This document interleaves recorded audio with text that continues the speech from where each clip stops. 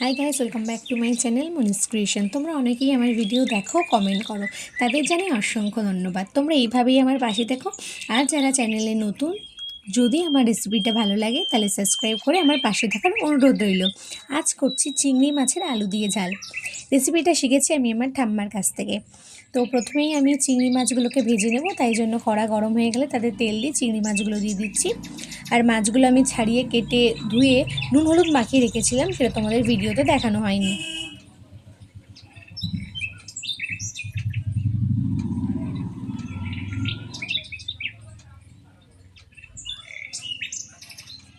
দেখো, মাছগুলোকে আমি ভালো করে ভেজে নিচ্ছি উল্টে পাল্টে।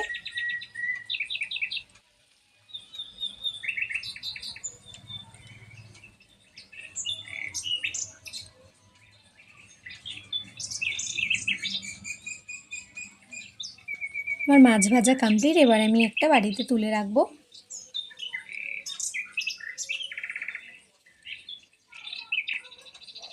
দেখো, আমি সমস্ত মাছগুলোকে তুলে রাখছি। এবার ওই একই তেলে 1 টেবিল চামচ সর্ষের তেল দিয়ে দিচ্ছি একটা তেজপাতা, 2টো শুকনো লঙ্কা, 1/2 চামচ জিরে,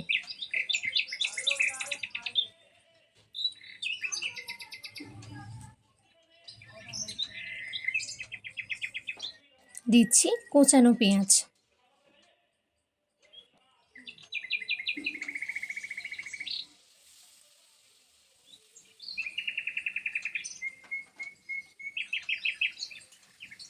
হালকা নাড়িয়ে তাতে দিয়ে দিচ্ছি স্বাদ অনুযায়ী নুন ও চিনি।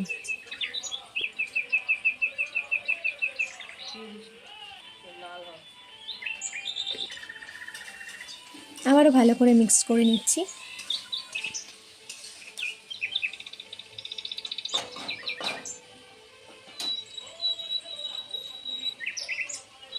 পেঁয়াজটা হালকা ভাজা ভাজা করে নেব।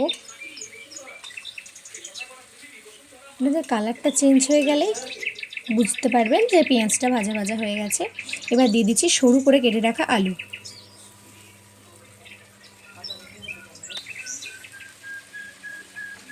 দিয়ে দিচ্ছি 1/2 চামচ আদা বাটা, 1 চামচ রসুন বাটা। আবারও মিক্স করে নিচ্ছি।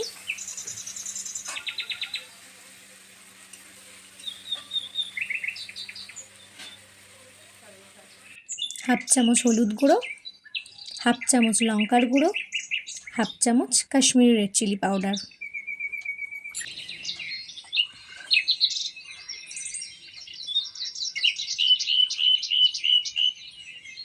আবারও ভালো করে মিক্স করে নিচ্ছি।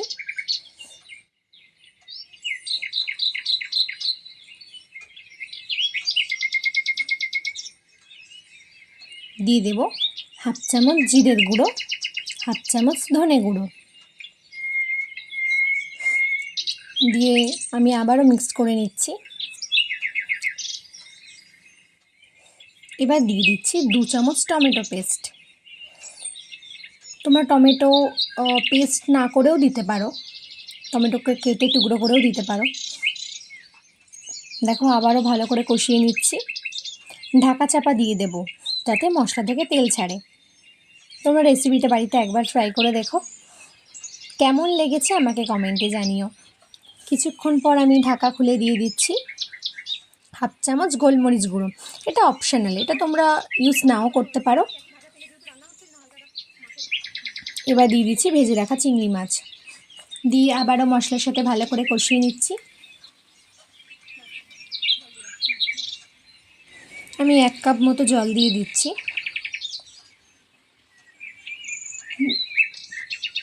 দিয়ে আবারও মিক্স করে নিচ্ছি। নিয়ে এই তরকারিটা একটু মাখা মাখা হয়। এবার ঢাকা চাপা দেব আলু সিদ্ধ হওয়ার জন্য। মাঝে মাঝে আমি ঢাকা খুলে নুনটা চেক করে নিয়েছি। তোমরা স্বাদ অনুযায়ী নুনটা চেক করে নিও। দেখো, আমার ঝোলটা ফুটছে, কি সুন্দর কালার এসছে। এবার দিয়ে দিচ্ছি 1/2 চামচ গরম মশলার গুঁড়ো। দেখুন, আমার ঝোলটা ফুটছে আর কালারটা কত সুন্দর এসছে, খেতেও খুব লোভনীয় হয়েছিল। রেসিপিটা তোমরা বাড়িতে একবার ট্রাই করে দেখো, কেমন লেগেছে আমাকে কমেন্টে জানিও। আমার তো কমপ্লিট চিংড়ি মাছের আলু দিয়ে ঝাল। যদি রেসিপিটা ভালো লাগে তাহলে লাইক, কমেন্ট, শেয়ার ও চ্যানেলটা সাবস্ক্রাইব করে দেবেন। Thanks for watching.